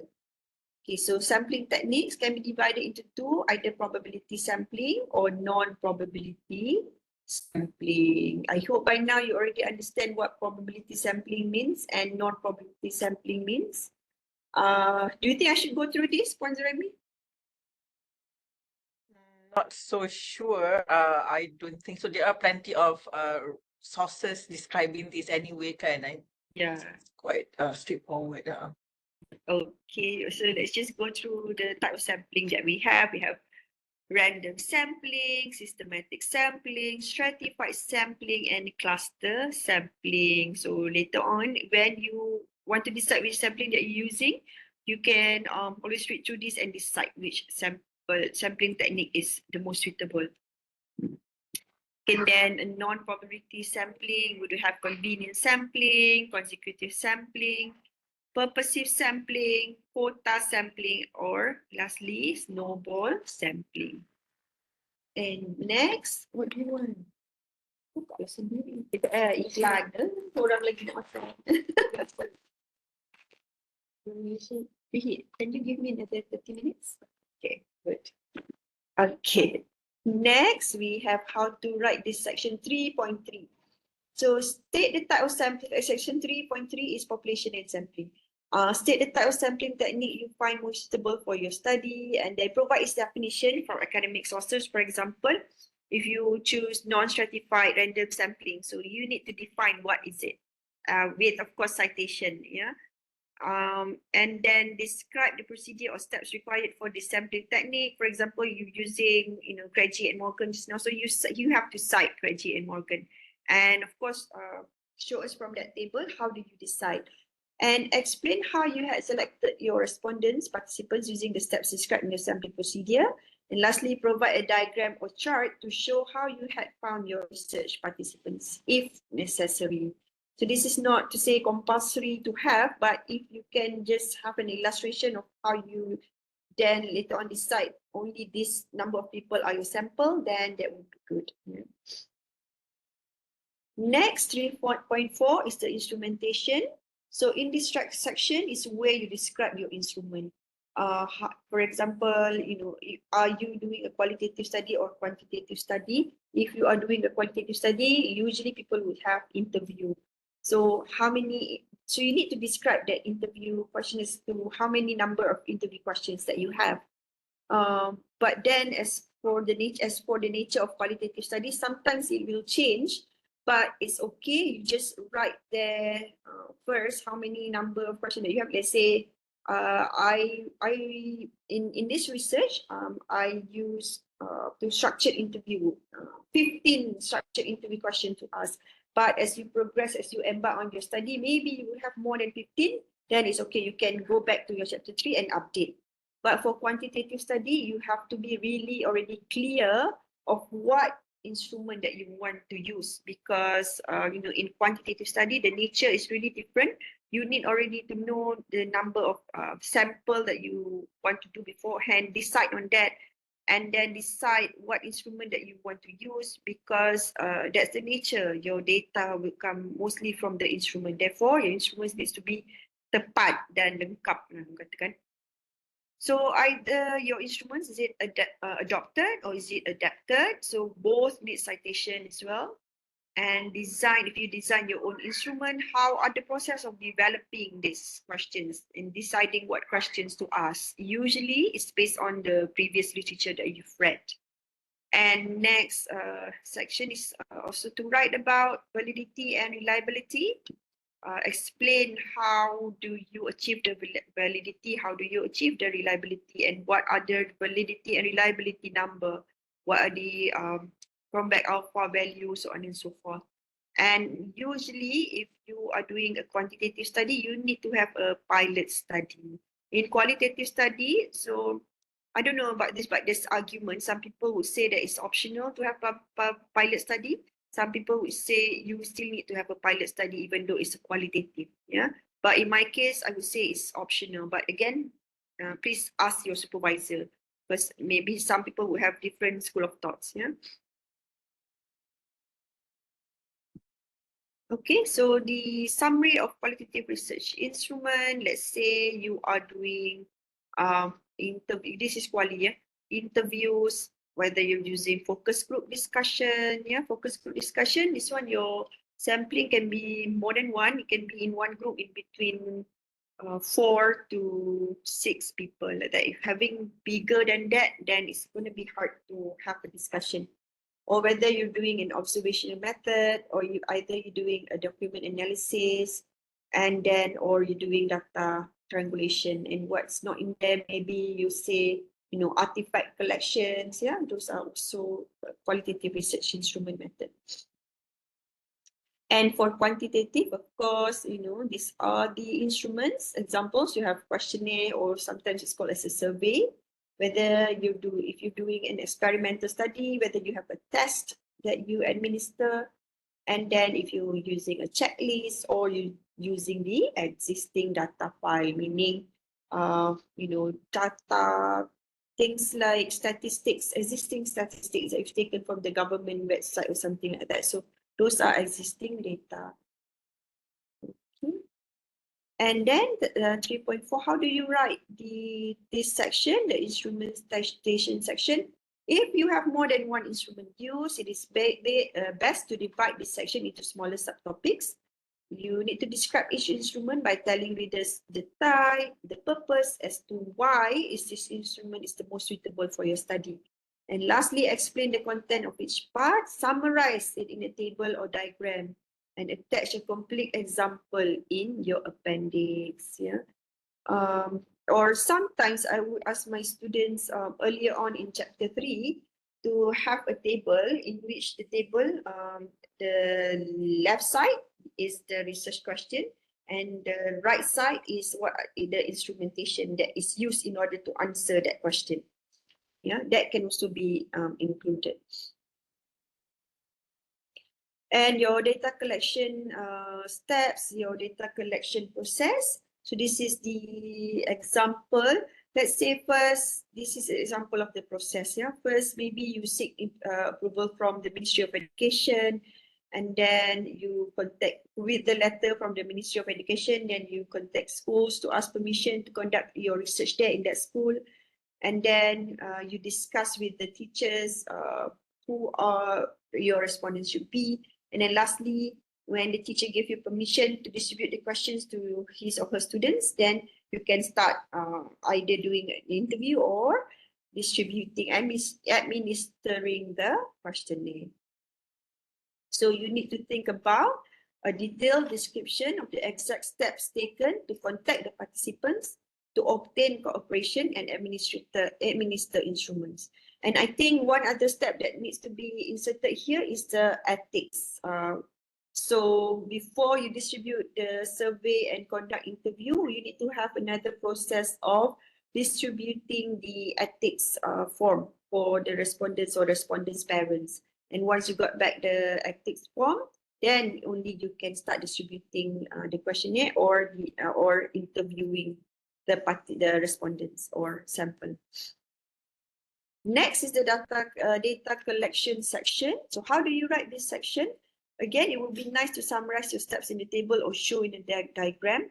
Attach any permission or approval letter in the appendix. So the approval letter, one example of the consent form needs to be inserted in the appendix. And a good tip as how to write this section is you always need to ask yourself this question. Yeah? Would another researcher who read your report understand how you had performed your study? So by asking you that question, by asking yourself that question, so you will have a clearer picture on how to describe and how to lay out the steps so that it is presented in a well understandable manner. And number two, will the reader be able to follow your steps exactly? If he or she were to replicate the study, would it be easy for her to follow the step by step? Yeah, always ask yourself this question. And next, lastly, the data analysis. So in this section, describe the analysis that you have performed on your data, whether it's quantitative or qualitative analysis. Yeah. So let's say, so this was the table that I was talking about. Your research objective on the left, your research question. It's up to you whether you want to have both or if you want to have only one, either research or research objective or research question. And then what are the instruments used, like this one, survey. Number 3 is an interview. And what is the analysis that you're planning to use? Either it's descriptive analysis, using the simple percentage and frequency, or whether if you are comparing, then therefore it needs to be a t-test. And usually if you're doing an interview, so the analysis is thematic analysis. Okay, but a reminder here, do not write your results here. That should be in chapter 4. This is only where you are explaining and describing how do you want to analyze your data. Okay. And next, ethics. Of course, you need to describe. I think I've gone through this already. Yeah. How do you get the participants' trust? How do you get them to sign it's very important here to show your readers that none of your participants or respondents are forced to be in your research. And then it also to be a line where, you say that if the participants decided to walk out of the studies in the middle of data collection, then they are allowed to do so. So you need to put that also there in ethics section. So this section can be as short as 1 to 2 paragraphs, not that long. And a reminder, this is our last slide, So the main purpose of chapter 3 is to report what you have done and how you have conducted your study. And as you write for each section, reread and imagine you are a reader. Therefore, you will have a clearer picture and imagination of how your reader will then read your study. And remember to always consult your supervisor on what he or she expects you to do or write in this section. Always check what they want you to do and whether you are on the right track or not. Okay. And that's it for chapter 3. Any question? All right, do we have any questions? Semua dah hilang. Ada tapi lapar kot pada tengah hari kan. The question doesn't have to be directed only towards chapter 3. It could also encompass other chapters that we have covered as well. Ada tak? Amboi, dah bagi link isik senyap semua orang. Just sort of like a disclaimer. Whatever structure that Dr. Fatin has presented, that is the standard structure for chapter 1 to chapter 3. Correct, but there might be students who engage in studies that are slightly different in nature. For example, art students might be doing studies related to their final year project and they are doing design related to ADDIE ataupun DDR, for example. And then the supervisors might require you to produce 8 chapters. Maybe sometimes there are students who engage in number of chapters that is a bit unconventional. Kan Dr. Fatin, macam DDR for example, you have to do needs analysis and then dah habis semua, kena buat program, kena buat evaluation. So there are 2 components of data collection that you might need to present over 2 separate chapters, for example, upon the request of your supervisor. So whatever thing that we are discussing today apply to most of us, but there might be some students yang agak berbeza. Tapi tak apa, essentially maklumat for most of the things are still the same. Kan, cuma structure je lah. Serius lah, tak ada soalan. Soalan lah people. Ada tak? Hello. Hello, yes? Oh, okay, all right. Sorry. Okay, so my question is regarding population sample. So I remember last time, my target subjects were actually for English teachers that have used specific textbooks that is English lah.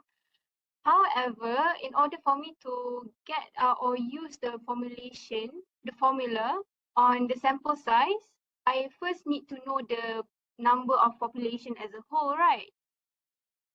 However, I had to struggle because I have no way in getting the exact number of that population. So I was wondering on are there other ways for me to collect that? That's all. Sorry, so your sample is who again? So basically my population is English teachers that have experience in using the textbooks. So Okay. it's quite specific in terms of, it's only for English teachers. So it's not just like a general population of teachers in Malaysia. Macam tu. Yeah, so that's your population, English teachers. Yes, that's my question. So how do I get the exact number? Don't you have so you don't have the data anywhere from the ministry or something like that? Yeah, because I remember last time when I tried to search, I could not find any data from the ministry regarding this. So are you doing it on English teachers all over Malaysia or in Selangor only? Only in Selangor. So that's where your data will come from, English teachers in Selangor. So I think you need to call somehow English panitia or something like that, just to ask what is the number of English teacher in Selangor. I see. All right. If so, okay. Thank you, Doctor. But then where is the location of your research? I mean, is it just one school?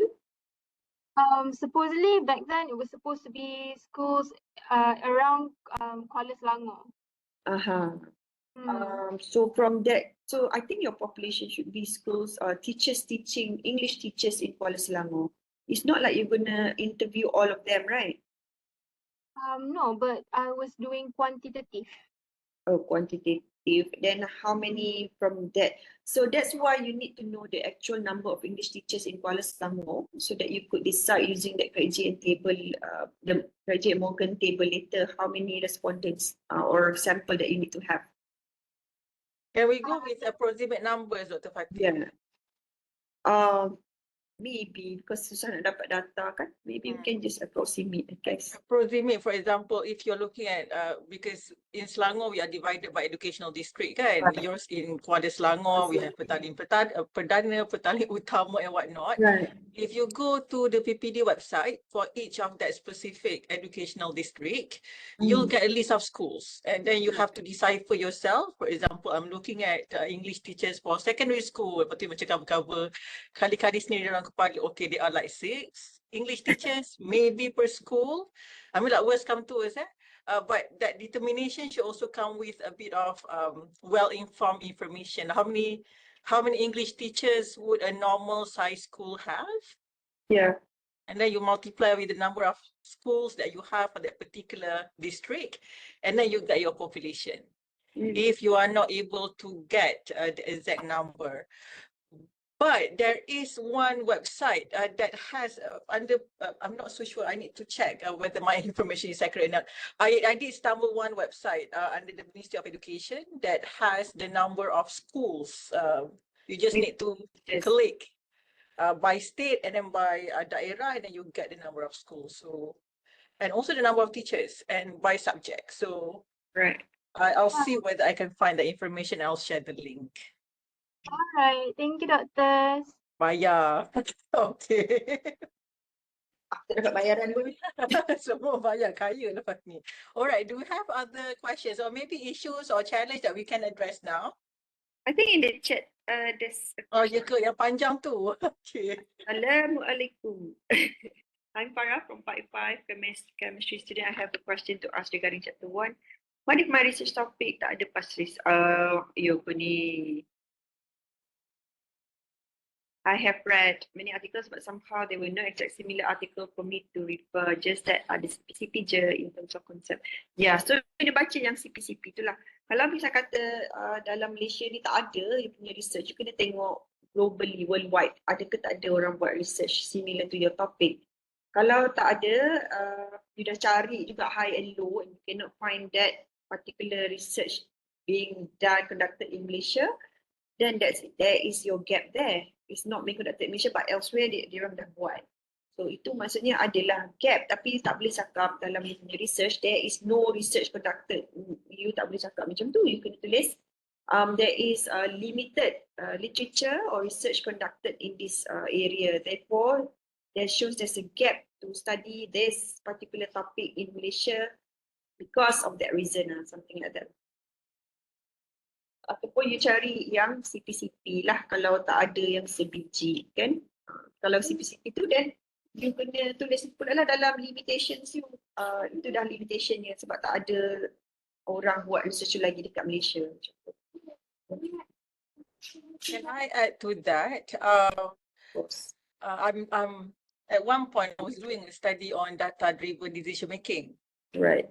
Yang macam tak ada kat Malaysia. Okay, that was my first thought. And now data-driven decision making ni is the extent to which cikgu gunakan maklumat daripada assessment untuk inform instructional decision making while they are in the classroom making decisions. Nak ajak itu, kena repeat dan sebagainya. So when I went through the literature in Malaysia, I could not find any. And I was like, oh tak adalah kot. This is like a huge research gap. Memanglah best ada research gap, tapi tak best dia nak buat literature review, you don't have anything that can help you. But later upon further reading, I could not find any literature related directly to what I'm doing, data driven.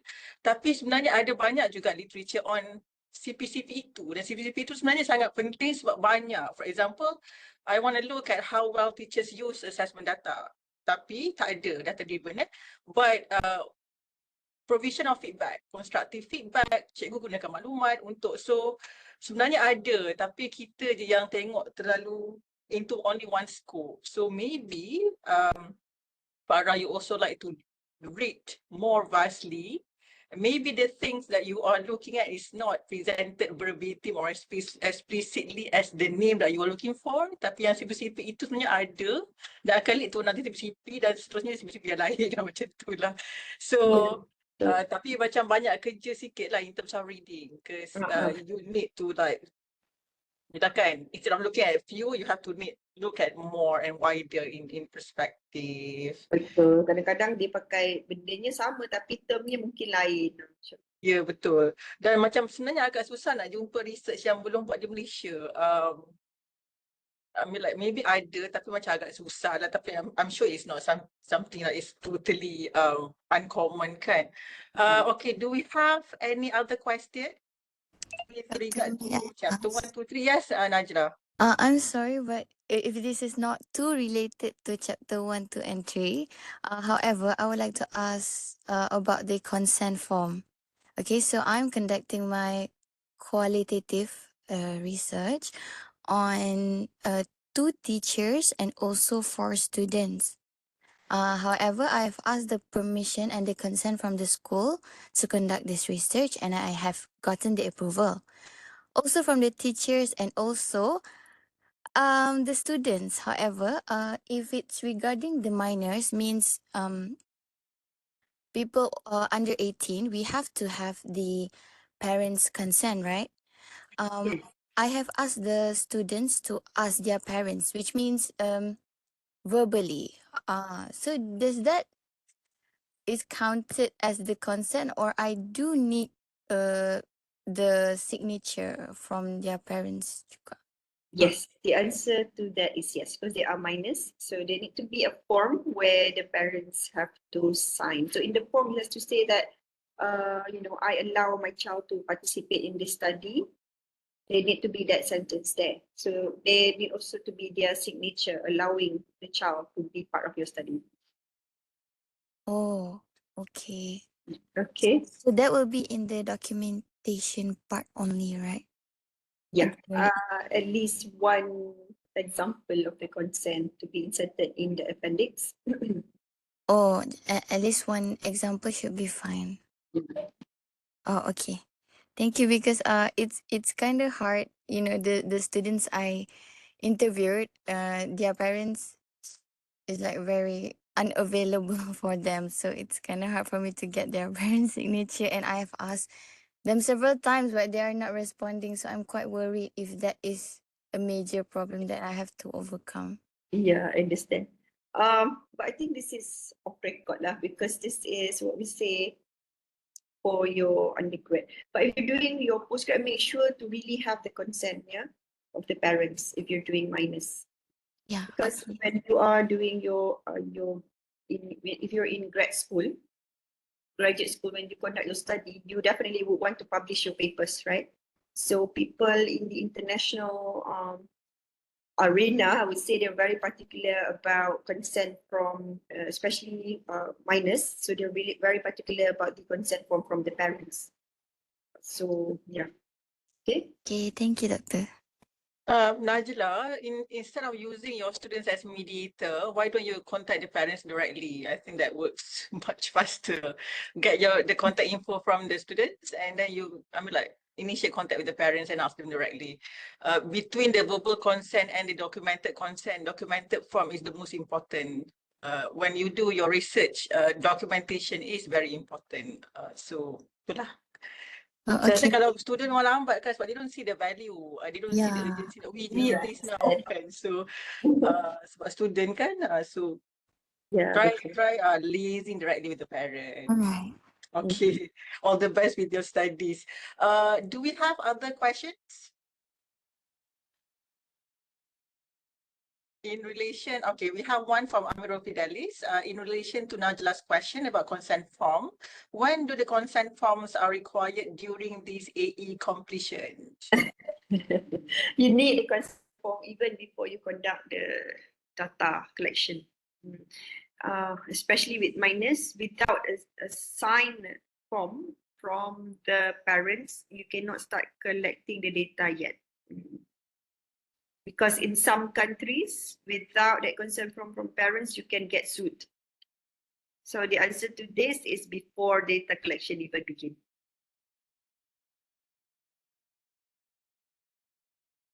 Okay, Hanis mentions, I think the REC Form 2 and 3 is the consent from Amirul. Yeah. I mean, the consent form has to be included as one of the documentations for REC application. And also it has got to be attached at the end of the as appendix in your research report. In light of Najla's question tadi, in addition to attaching as lampiran, that particular process also has to be described in research, chapter 3. Kan, I mean like opting consent dan sebagainya. Alright, thank you for Hani's response. Ada soalan? Challenges, issues, dire need for some information, ada tak? Dr. Fatin ada nak add apa-apa tak sebelum I close the session? Tak ada, I think. Tak ada betul-betul ada soalan saya nak tutup ni. Tak ada, tak apa. If there is any other questions that might pop up after this session is over, it can be directed to me or you can contact Dr. Fatin directly. Dr. Fatin will be sharing a copy of the slide, so I'll be forwarding that to you guys. And this particular video will be uploaded on the Faculty of Education's YouTube channel. So thank you so much everyone for your kind attendance. To be honest, when I decided to do this topic with Dr. Fatin and when we have sealed the date, I was expecting only 4 students to participate. To be honest, I cakap 4 orang pun tak apa, I cakap dengan Dr. Mimah, the TDA, as long as we have this session being conducted. So thank you for your commitment everyone. Selamat Hari Raya Aidiladha. Okay, selamat bercuti minggu hadapan. We have another session coming up in the afternoon at 2 o'clock and that will be on mixed methods research design. Particularly for those who are engaging in that particular research design and also maybe part 5 students who are doing their proposal and considering doing that. Thank you so much to the lovely one speaker amidst the weekend and the kids needing attentions and motherly attentions and whatnot. She still took the time to accommodate this particular session. So thank you so much to Dr. Fatin Aliana. Hoping to see you next semester on the same topic, Dr. Fatin, with a different cohort of students. All right, so thank you so much. Semua, don't forget to fill up the feedback form, sikit je soalan, and also for you to record your research so that it will be emailed to you later. So itu sahaja daripada saya. Thank you. Assalamualaikum, salam sejahtera, and I'll see you during this afternoon session, insyaAllah. Bye and take care. Thank you for having me. Bye-bye. Right, thank you, Dr. Fatin. Thank you, Dr. Martin. Thank you so much, madam. Thank you, everyone. Selamat Thank Hari you. Raya. Hari Raya. Hari Raya. Dah lembu.